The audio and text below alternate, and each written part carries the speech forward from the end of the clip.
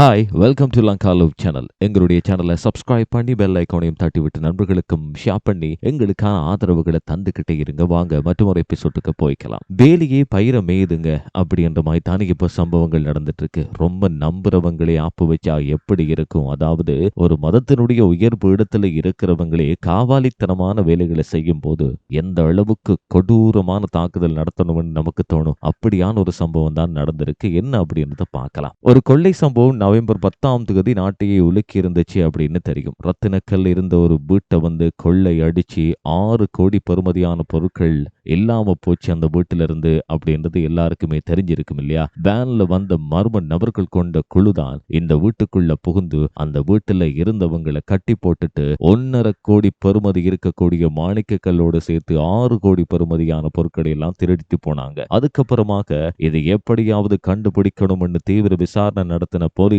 சந்தேக நபர்களை கண்காணிச்சாங்க. மிக முக்கியமாக இந்த மாணிக்கக்கல் அப்படியே வச்சிட்டு இருக்க முடியாது இல்லையா? அதை எப்படியாவது வித்தாத்தானே சுகபோக வாழ்க்கை வாழலாம். அதனால இது எப்படியாவது விற்பனை ஆகியிருக்கணும் அப்படின்னு சொல்லியே விசாரணை நடக்குது. அதுக்கப்புறமாக காலியில ஒரு கடையில அந்த மாணிக்கக்கல் மீட்க முடிஞ்சிருக்கு. இதுக்கப்புறமா மீட்க முடிஞ்ச இடத்திலேயே சிசிடிவி ஃபுட்டேஜோட அந்த கடையினுடைய உரிமையாளர் மூலமாக விசாரணை நடத்தப்படுது. அந்த விசாரணையில திடுக்கிற சம்பவங்கள் வெளியாகுது. அதாவது மாவத்தகம பிரதேசத்துல இருக்கக்கூடிய பிகாரையை சேர்ந்த பிக்குவோட சேர்ந்து 10 பேர் சந்தேக நபர்களா கைதாகி இருக்காங்க. மிக முக்கியமா அவங்கள்ட்ட வாக்குமூலங்கள் பதிவாகுது. அந்த வாக்குமூலத்தின் அடிப்படையில இவங்க இந்த வீட்டுல போய் கொள்ளையடிக்கிறதுக்கு முன்னாடி பேங்க் ஒண்ணுல கொள்ளை அடிக்கணும் அப்படின்னு சொல்லி தீவிரமான ஒரு பிளான் ஒண்ணு போட்டிருக்காங்க. அது சக்சஸ் ஆகல. அதுக்கப்புறமா தான் விலை மதிப்பற்ற ரத்தினக்கல் இருந்த வீட்டை முற்றுகையிட்டு எல்லாரையுமே கட்டி போட்டு இந்த கொள்ளை சம்பவம் செஞ்சதா வாக்குமூலம் கொடுத்திருக்காங்க. கொள்ளை அடிக்கப்பட்ட மாணிக்கக்கல் உட்பட பெறுமதியான பொருட்கள் இருக்கு இல்லையா? அதுல ஒரு தொகுதி மீட்கப்பட்டிருப்பதா போலீசார் சொல்லி இருக்காங்க. அத்தோட